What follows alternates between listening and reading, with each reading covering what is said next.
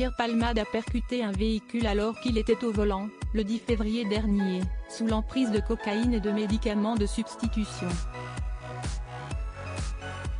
Yüksel Yakut, qui se trouvait dans l'autre voiture, a pris la parole sur BFM TV, le 12 juillet 2023.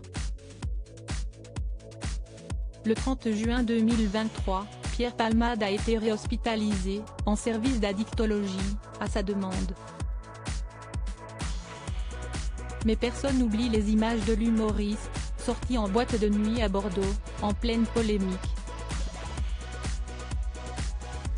C'est d'ailleurs après avoir vu cette vidéo que Yüksel Yakut, victime de l'accident impliquant l'humoriste, a décidé de témoigner sur BFM TV.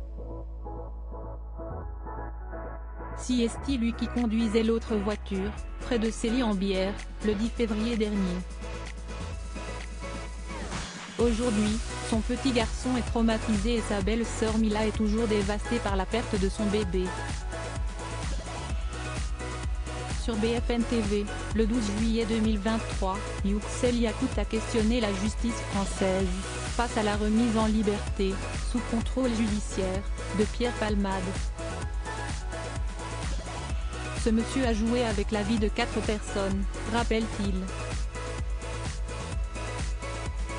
Quand je l'ai vu s'amuser en discothèque, j'ai pensé à tout ce qu'il a fait subir à Mila, à mon enfant et à moi. Si irrespectueux, si impoli, il n'a aucune conscience.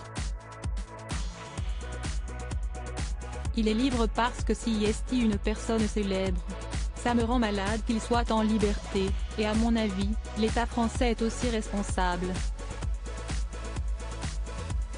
Les juges, les procureurs qui s'occupent de ce dossier devraient se mettre à ma place.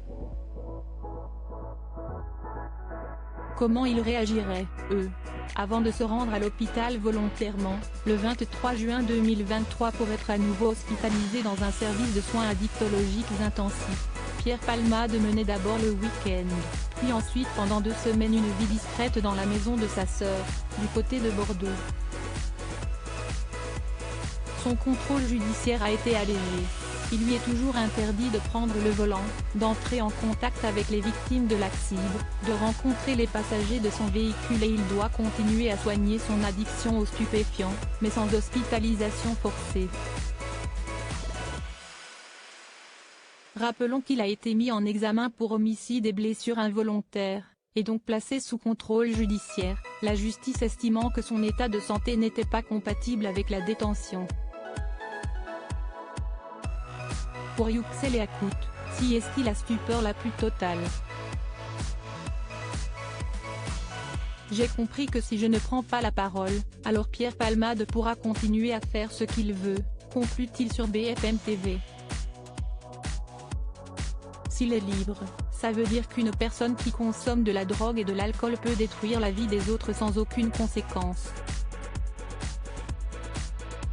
Jamais je ne pourrai pardonner à Pierre Palmade. Si on se croise un jour, sera-t-il capable de me regarder droit dans les yeux ?